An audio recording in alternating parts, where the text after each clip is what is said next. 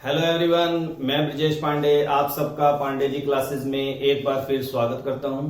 Student, आज हम hydrocarbon का बहुत ही important topic electrophilic substitution reaction का मैकेनिज्म करने जा रहे हैं कि किस तरह से रिएक्शन प्रोसीड करती हैं, कौन कौन सी रिएक्शन में कौन सा इलेक्ट्रोफाइल जनरेट होता है, ये हम जानेंगे इस पूरे वीडियो के थ्रू। तो एक एक एंड तक आप बने रहे क्योंकि एक एक मैकेनिज्म में आपको बहुत कुछ सीखने को मिलने वाला है। पहले हम समझते हैं कि इलेक्ट्रोफिलिक सब्स्टिट्यूशन रिएक्शन है क्या। तो स्टूडेंट, जब हम बेंजीन की रिएक्शन किसके साथ करते हैं, हमने इसकी क्लोरीनेशन की। तो क्लोरीनेशन के लिए आपने क्या कंडीशन याद कर रखी है, Cl2 एनहाइड्रस AlCl3। तो हमें क्या मिल गया, क्लोरोबेंजीन। अब जो हमारी एनसीईआरटी है और जो +1 के सिलेबस की बात करें तो ये हमारे सिलेबस में है कि इसका मैकेनिज्म, ये रिएक्शन हो कैसे रही है, उसका मैकेनिज्म हमें लिखना है। जैसे क्लोरीनेशन, इसको क्लोरीनेशन करते हैं, हमने इसकी नाइट्रेशन कर दी HNO3 प्लस H2SO4, तो हमें मिल गया नाइट्रोबेंजीन प्लस H2O। और अगर हमने इसकी सल्फोनेशन कर दी H2SO4 के साथ, तो हमें क्या मिल गया, benzene sulphonic acid SO3H plus H2O। और अगर हमने इसी की फ्रीडल क्राफ्ट अल्काइलेशन कर दी, जब अल्काइलेशन करते हैं तो हम CH3Cl और एनहाइड्रस AlCl3। अगर आप इथाइल ग्रुप ऐड कराना चाहें तो इथाइल क्लोराइड भी इस्तेमाल कर सकते हैं। तो हमें क्या मिल जाता है स्टूडेंट, टोलुइन। तो हमें क्या मिल गया, टोलुइन, मिथाइल बेंजीन और प्लस आपका क्या बन गया, HCl। और अगर हमने इसकी एसाइलेशन कर दी तो वो क्या है, CH3COCl in the presence of anhydrous AlCl3। और हमें क्या मिल गया स्टूडेंट, एसिटोफिनोन COCH3। तो हमें मिल गया एसिटोफिनोन। तो ये हमारे पास क्या है, 5 रिएक्शंस हैं जिनका इस्तेमाल करके हम अब इसके मैकेनिज्म की बात करेंगे कि यहाँ पे ऐसा क्या लगता है, क्या मैकेनिज्म है, वो सब मैं आपको डिटेल में समझाने जा रहा हूं। तो इन रिएक्शंस के मैकेनिज्म को इस वीडियो में हम डिस्कस करने वाले हैं। अब हम इन रिएक्शंस का मैकेनिज्म की बात करते हैं कि ये रिएक्शन प्रोसीड कैसे करते हैं, कौन कौन से इलेक्ट्रोफाइल इसमें जनरेट होते हैं। तो जब हम क्लोरीनेशन की बात करते हैं स्टूडेंट, हमारे पास क्लोरीनियम आयन Cl पॉजिटिव जनरेट होता है, नाइट्रेशन के अंदर NO2 पॉजिटिव इलेक्ट्रोफाइल जनरेट होता है, सल्फोनेशन करते हैं तो SO3 जनरेट होता है स्टूडेंट, और अल्काइलेशन करते हैं मिथाइल कार्बोकैटायन CH3 पॉजिटिव, और यहाँ पे हमारे पास CH3CO पॉजिटिव क्या होता है, जनरेट होता है। तो इलेक्ट्रोफाइल कौन से जनरेट होते हैं, बड़ा ही इंपॉर्टेंट है, और इसी के थ्रू रिएक्शन क्या करती है, प्रोसीड करती है। अब हम इन सबको जो इलेक्ट्रोफाइल जनरेट हुए हैं स्टूडेंट, इनको हम रिप्रेजेंट कर लेते हैं E पॉजिटिव से। पहले मैं आपको जनरल मैकेनिज्म सिखाऊंगा, फिर कुछ मैकेनिज्म इसमें डिफरेंट है, जैसे SO3 के साथ कैसे मैकेनिज्म होता है, थोड़ा सा हट के सल्फोनेशन का मैकेनिज्म है, उसको मैं अलग से कराऊंगा। बाकियों में सेम पैटर्न चलता है स्टूडेंट इन सबके अंदर कि आपको E पॉजिटिव की जगह आप ये लगा दें, ये लगा दें, ये लगा दें, उसमें कोई ज्यादा दिक्कत नहीं आती। मतलब सल्फोनेशन में थोड़ा पैटर्न डिफरेंट है, मैं आपको आगे आपको वीडियो में समझ आएगा कि सल्फोनेशन का मैकेनिज्म कैसे करते हैं। तो स्टूडेंट स्टार्ट करते हैं, स्क्रीनशॉट इसका ले सकते हैं आप। अब जो मैं E पॉजिटिव लिखूंगा उसका मतलब हमारे पास ये इलेक्ट्रोफाइल है, ठीक है। अब कैसे रिएक्शन प्रोसीड करती है, तो हमेशा याद रखना स्टूडेंट, रिएक्शन प्रोसीड करती है नंबर ऑफ स्टेप में, और उसमें सबसे इंपॉर्टेंट स्टेप हमारे पास जो होता है वो होता है इलेक्ट्रोफाइल की जनरेशन। और फिर उसके बाद इलेक्ट्रोफाइल जब अटैक करता है बेंजीन के साथ, तो जो एक स्टेट क्रिएट होती है, क्या वो स्टेबल है कि नहीं है। जितना स्टेबल रहेगा आपका स्टेट, इंटरमीडिएट स्टेट जो बनेगी आपकी, तो उतना हमारी रिएक्शन फास्ट होती है। अब रिएक्शन स्टेबल किस तरह रहेगा, जितना रेजोनेंस करेगा। तो एक एक स्टेप को मैं बड़े ही डिटेल में आपको एक्सप्लेन करने जा रहा हूं। तो सबसे पहले हम क्लोरीनेशन की बात कर रहे हैं बेटा। तो हम करते क्या है, जैसे मेरे पास मान लो क्लोरीन है, हमने किसकी प्रेजेंस में रिएक्शन की, AlCl3।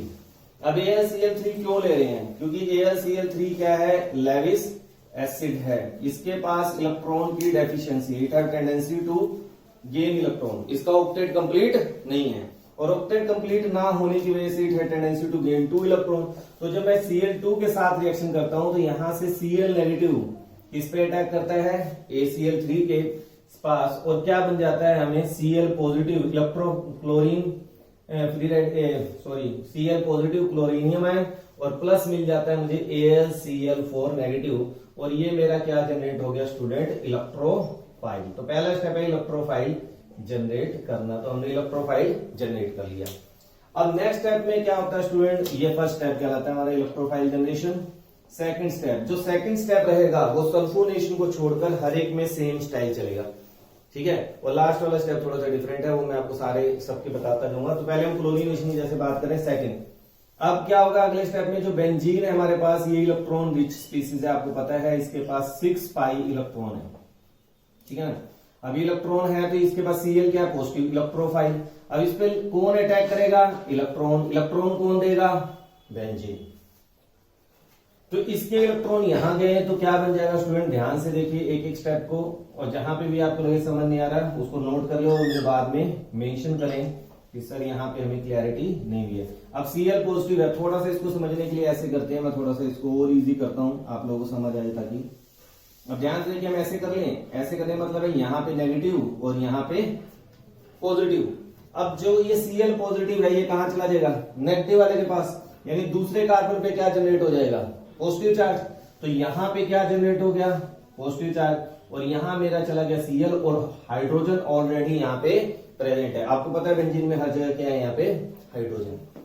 तो जो ये मेरा जनरेट हुआ है ये क्या बन गया, मेरा कार्बोकेटाइन जो बना है ये मेरा इंटरमीडिएट। अब ये देखूंगा क्या ये स्टेबल है। अब स्टेबिलिटी कैसे देखते हैं, स्टेबिलिटी देखने के लिए आपको क्या करना पड़ेगा स्टूडेंट, आपको ये ध्यान देना पड़ेगा कि ये क्या रेजोनेंस स्टेबलाइज है।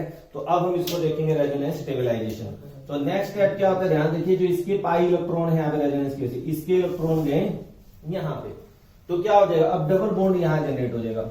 जितना ज्यादा माइग्रेट करेगा हमारा चार्ज, उतना ये जो स्पीसीज बनी है वो उतनी ज्यादा क्या हो जाएगी स्टूडेंट, स्टेबल हो जाएगी। ध्यान से देखिए एक एक स्टेप को समझ के।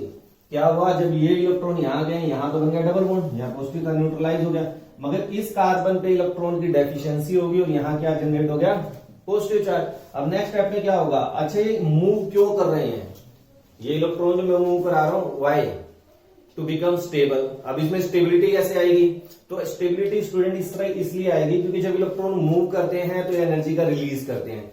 Higher is the movement of electron, higher is the release of energy. और जितना एनर्जी रिलीज होगी किसी सिस्टम से तो उसकी खुद की एनर्जी क्या हो जाएगी, कम हो जाएगी। Lesser is the energy, more is the stability, यानी जितनी कम होगी एनर्जी उतना स्टेबल होगा, इसलिए स्टेट स्टेबल हो जाती है। अब ये पॉजिटिव चार्ज है, ये इन इलेक्ट्रॉन को अपनी तरफ अट्रैक्ट करेगा, तो यहां डबल बॉन्ड बन जाएगा। अब डबल बॉन्ड बन गया तो क्या हो गया, ध्यान से देखिए स्टूडेंट, तो पॉजिटिव चार्ज अब यहां आ जाएगा, यहां डबल बॉन्ड, यहां डबल बॉन्ड, और ये Cl और ये H। तो ये तीन जो स्टेट बनी है ये आपस में रेजोनेंस स्टेबलाइज्ड है। तो हम देख रहे हैं पॉजिटिव चार्ज यहां से मूव करता करता यहां तक किसी भी कार्बन के ऊपर जा रहा है, कौन सी पोजीशन पे आप देख सकते हैं अल्टरनेट।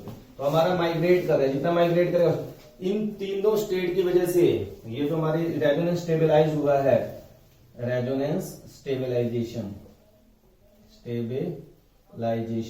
और इसकी वजह से रिएक्शन अब और ज्यादा फास्ट, वैसे तो स्लो स्टेप होता है मगर जितना स्टेबल होगा उतना ये रिएक्शन जल्दी होगी और हमारी रिएक्शन क्या हो जाएगी, मोर इजिली टेक प्लेस करेगी। अब ये जो बन गया हमारा, अब स्टेप थर्ड क्या होगा, ध्यान से देखिए। अब स्टेप थर्ड में बिल्कुल सिंपल सा काम है, हम जितनी भी ऑर्गेनिक रिएक्शन करते हैं या जितनी भी रिएक्शन करते हैं एक चीज खास है, कैटलिस्ट क्या होते हैं, केवल रिएक्शन को फास्ट कराने के लिए इस्तेमाल होते हैं। वो स्टार्टिंग में यूज होंगे, फिर एंड तक वो एज इट इज बाहर। अब वही यहाँ पे होने वाला है, ध्यान से देखिए। हमारे पास यहाँ पे क्या है, Cl है, H है, जो हमारा ये वाला स्टेट हमने उसको लिख लिया। आप इसको भी लिख सकते हैं, आप चाहे इससे भी लिख सकते हैं, कोई लिख दो, उससे कोई फर्क नहीं पड़ेगा। अब लास्ट स्टेप में क्या हो जाएगा, ध्यान से देखिए। जो हमारा AlCl4 नेगेटिव है, AlCl4 नेगेटिव, इसका Cl नेगेटिव H पॉजिटिव के साथ रिएक्शन करेगा। अब इसके जो इलेक्ट्रॉन हैं, ध्यान से देखिए, मैं थोड़ा कलर चेंज कर देता हूं, आपको समझ आ जाएगा। इसके इलेक्ट्रॉन गए यहाँ पे, क्या बन जाएगा, डबल बॉन्ड, और आपको क्या मिल गया, ध्यान से देखिए आप, आपको मिल गया क्लोरोबेंजीन। हमें क्या मिल गया यहाँ पे, chlorobenzene plus HCl plus AlCl3 बाहर, AlCl3 आपको बाहर। इसी को चाहे ओपन करके भी लिख सकते हैं, जैसे Cl A Cl Cl Cl।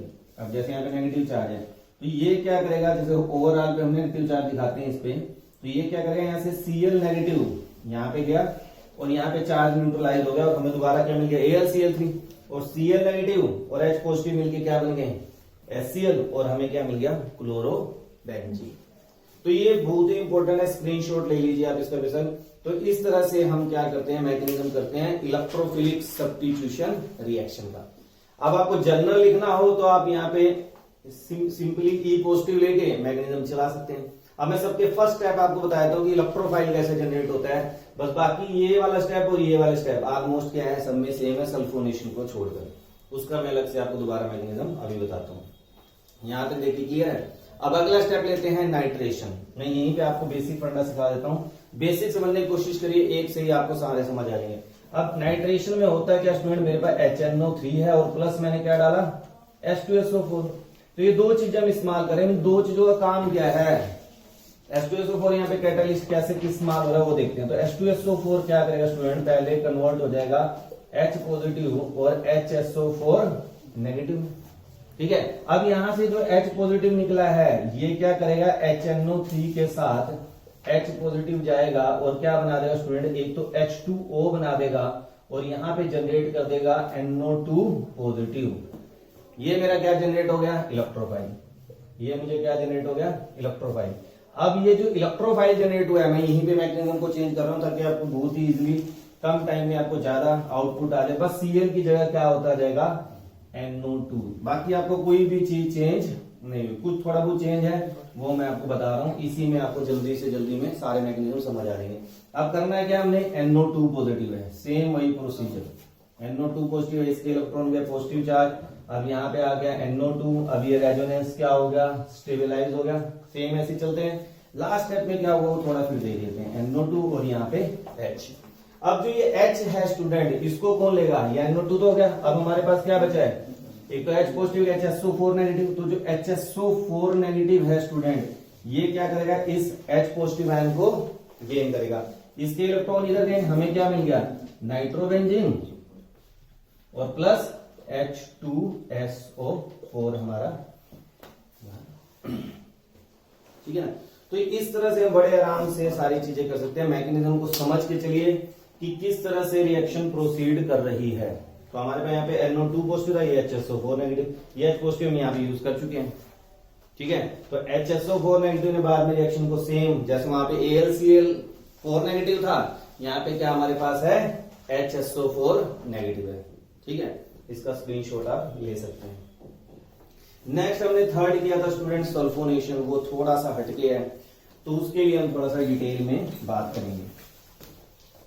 Sulphonation में कई बार पूछ लिया जाता है ना किसी बच्चे से, भाई इलेक्ट्रोफाइल बताओ, तो इलेक्ट्रोफाइल बताने में थोड़ा सा मुश्किल काम होता है। SO3, अब सल्फोनेशन H2SO4 में SO3 कैसे आया, तो वो चीज काफी इंपॉर्टेंट है, उसको भी समझ लेते हैं। तो होता है क्या स्टूडेंट, जो हमारा H2SO4 है, इसके दो मोलिक्यूल, तो ये कन्वर्ट हो जाते हैं SO3 HSO4 नेगेटिव और हमारे पास क्या बनता है H3O पॉजिटिव। अब ये देखिए क्या बैलेंस है, 4 हाइड्रोजन 3 और 4, 2 सल्फर हो गए 8, 3 4 5। ये हमारे पास ये डिसोशिएट हो जाता है SO3 में HSO4 नेगेटिव और H3O पॉजिटिव। अब ये रिएक्शन को आगे क्या करता है, प्रोसीड करता है। अब ये क्यों इलेक्ट्रोफाइल काम करता है, पहले तो ये समझने वाली बात है। सर SO3 इलेक्ट्रोफाइल कैसे है, सबसे पहला क्वेश्चन तो ये हो गया। तो SO3 में क्या है, हमें पता है SO3 में क्या है, H डबल बॉन्ड हो, H डबल बॉन्ड हो, H डबल बॉन्ड हो, इसका स्ट्रक्चर बनाएंगे ये बनेगा। ठीक है, अब यहाँ पे क्या होता है स्टूडेंट, क्योंकि सल्फर ऑक्सीजन में इलेक्ट्रोनेगेटिव डिफरेंस होने की वजह से इसके इलेक्ट्रॉन गए यहाँ पे और इट बिहेव एज ए। अब यहाँ पे ध्यान देखिए, मैं इसके बॉन्ड को हटा रहा हूँ, ध्यान से देखना आप, इसके बॉन्ड को हटाकर मैं इसको कैसे लिख रहा हूँ, यहाँ पे नेगेटिव और यहाँ पे पॉजिटिव। ये इस तरह से बिहेव करता है, थोड़ा सा डिफरेंट है इसलिए मैं अलग से आपको करवा रहा हूँ। यहाँ पे ऐसे, अब ये रेजोनेंस स्टेबलाइज है कि नहीं है, क्योंकि अगर ये स्टेबल स्पीसीज नहीं है तो रिएक्शन इसके थ्रू प्रोसीड नहीं करेगी। तो अब इसको देखते हैं, पहले रेजोनेंस स्टेबलाइज, इस पे पॉजिटिव चार्ज है। अब क्या होगा स्टूडेंट, नेक्स्ट स्टेप देखिए, इसके इलेक्ट्रॉन यहाँ गए, इसके इलेक्ट्रॉन यहाँ गए। अब रेजोनेंस क्या बनेगा, ध्यान से देखिए, अब यहाँ पे नेगेटिव, यहाँ तो पॉजिटिव रहेगा ही रहेगा, डबल बॉन्ड O और यहाँ पे क्या है, डबल बॉन्ड O। नेक्स्ट फिर हम बात करें, अब आप कहेंगे सर ये इलेक्ट्रॉन ऐसे भी तो मूव कर सकते हैं, मैं कहूंगा यस। यानी कहने का मतलब जरूरी नहीं है कि मैंने जहां पे ये पॉजिटिव और ये डबल बॉन्ड O। अब ये जो हमारा इलेक्ट्रोफाइल है ये भी क्या है, स्टेबलाइज हो रहा है रेजोनेंस की वजह से। अब जो इलेक्ट्रॉन, अब यहाँ पे आप देख रहे हो तो जरूरी नहीं कि मैं इस सल्फर और इस ऑक्सीजन के अंदर नेगेटिव पॉजिटिव दिखा सकता हूँ, आप इस वाले के साथ भी दिखा सकते हैं और आप इस वाले के साथ भी दिखा सकते हैं। अब ये बन गया हमारा इलेक्ट्रोफाइल। अब ये इलेक्ट्रोफाइल कैसे रिएक्शन को प्रोसीड करता है वो बताता हूं, पहले आप इसे स्क्रीनशॉट ले लें या नोट कर लें। अब ये देखिए रिएक्शन को कैसे प्रोसीड करता है उसको सीखते हैं थोड़ा सा। अब हमारे पास जो ये बन गया स्टूडेंट, अब हमारे पास क्या है, बेंजीन है, ठीक है। तो बेंजीन में हम रिएक्शन कराएंगे इसी के साथ H double bond O negative, यहाँ पे हमारे पास positive double bond O, same वही प्रोसीजर, बाकी आगे सारा वही प्रोसीजर है। अब इसके जो लोग इलेक्ट्रॉन है ये कहाँ अटैक करेंगे, इस पे। अब क्या बन जाएगा, ध्यान से देखिए, यहाँ पे आ गया हमारा S डबल बॉन्ड O पे नेगेटिव, और यहाँ पे हाइड्रोजन ऑलरेडी पता है, यहाँ प्लस है, ये फिर प्लस है। फिर बाद में आप इसे रेजोनेंस स्टेबलाइजेशन जैसे हमने पिछली 3 में घुमाया है वैसे आप यहाँ पे घुमा सकते हैं। नेक्स्ट स्टेप में क्या होगा, जो ये मैं यहीं पे मैकेनिज्म समझा रहा हूँ, 3 स्टेप इसके बनाने पड़ेंगे आपको। 3 स्टेप जब आपने बना लिए, अब नेक्स्ट स्टेप में हम क्या करेंगे, हमारे पास क्या क्या बना था साथ में, H3O पॉजिटिव और HSO4 नेगेटिव, यही बना था। अब जो HSO4 नेगेटिव है स्टूडेंट, ध्यान से देखना, HSO4 जो नेगेटिव है वो क्या करेगा, यहां से H पॉजिटिव आयन को गेन करेगा, और जब यहां से H पॉजिटिव आयन गेन करेगा, अब इसके इलेक्ट्रॉन कहां जाएंगे, यहां पे, और हमें क्या मिल गया, ध्यान से देखिए, हमें मिल गया, इसीलिए थोड़ा सा डिफरेंट है, SO3 नेगेटिव। मैंने इसको इकट्ठे लिख दिया खोल के लिखने की ऐसा, और यहाँ पे न्यूट्रलाइज हो गया। अब आपके आंसर इसमें अभी नेगेटिव चार्ज इसका क्या करें, और यहां से निकल क्या गया, माइनस H2SO4 बाहर, ठीक है। 2 मॉलिक्यूल लिए थे, एक बाहर हो गया, एक ही तो यूज हो रहा। अभी हमारे पे एक चीज बची जिसको हमने यूज नहीं किया, क्या, आप कहेंगे सर ये H3O पॉजिटिव भी तो है, यस। अब ये H3O पॉजिटिव क्या करेगा, SO3 नेगेटिव यहां से H पॉजिटिव आयन गेन करके वाटर को क्या करेगा, बाहर निकालेगा, और हमें क्या मिल जाएगा, बेंजीन सल्फोनिक एसिड। ये H पॉजिटिव आयन इसे दे देगा, H3O पॉजिटिव है, वाटर बाहर आ गया, तो एज इट इज न्यूट्रल। तो बड़े आराम से आपको सारा मैकेनिज्म समझ आ रहा होगा कि कैसे H2SO4 को हम SO3 इलेक्ट्रोफाइल जनरेट करते हैं, और वो इलेक्ट्रोफाइल की रिएक्शन को कैरी करता है, और जो हमारे साथ में जो H3O पॉजिटिव है, HSO4 नेगेटिव, उनके भी यूज मैंने आपको यहाँ पे सिखा दी। अब नेक्स्ट आता है सर फ्रीडल-क्राफ्ट अल्काइलेशन और फ्रीडल-क्राफ्ट एसाइलेशन। तो दोनों में बस फर्स्ट स्टेप आपको सीखना है, बाकी सारे आप खुद कर सकते हैं। यहां तक देख लीजिए, स्क्रीनशॉट इसका ले लीजिए आप। नेक्स्ट हम बात करते हैं स्टूडेंट, देखिए ध्यान से। अब अगला स्टेप जो है अल्काइलेशन, अल्काइल का मतलब R ग्रुप ऐड करना। तो मान लीजिए मेरे पास क्या है, जैसे CH3Cl है, ठीक है। अब मैंने बेंजीन की रिएक्शन की, यहाँ पे क्या होता है, थोड़ा सा हट के काम होता है, थोड़ा सा समझने वाली बात है ये।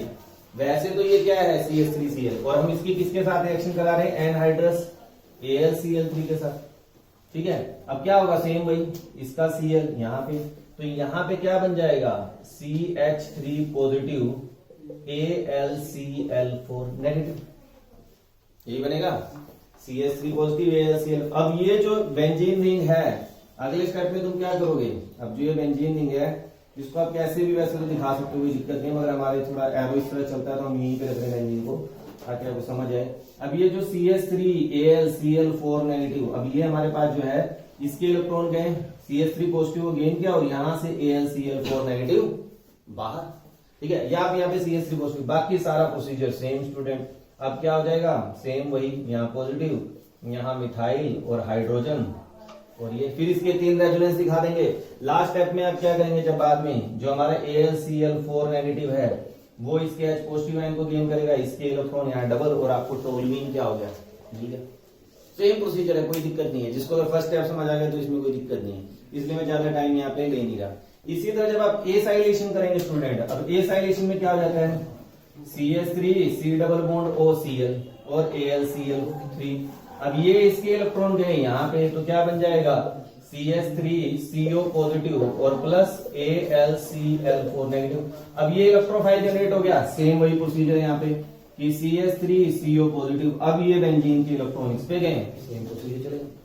तो आप बड़े आराम से इस वीडियो के थ्रू जो मैंने 5 रिएक्शंस का मैकेनिज्म आपको समझाने की कोशिश की है, इलेक्ट्रोफिलिक सब्स्टिट्यूशन रिएक्शन, आप उसको बड़े आराम से कर सकते हैं। फिर भी अगर किसी स्टूडेंट को कहीं पे डाउट फील होता है तो स्क्रीनशॉट करके उसका लिंक बना के आप कमेंट बॉक्स में डाल दीजिए, मैं आपको उसके बारे में और डिटेल में बता दूंगा। अगर आप चाहते हैं किसी कंप्लीट दोबारा करूं तो वो भी आप मुझे मैकेनिज्म जरूर बताएं कि सर इसको एक्सप्लेन करें। नेक्स्ट वीडियो में हम डायरेक्टिव इन्फ्लुएंस और फंक्शनल ग्रुप की बात करेंगे student. Thank you, have a nice day.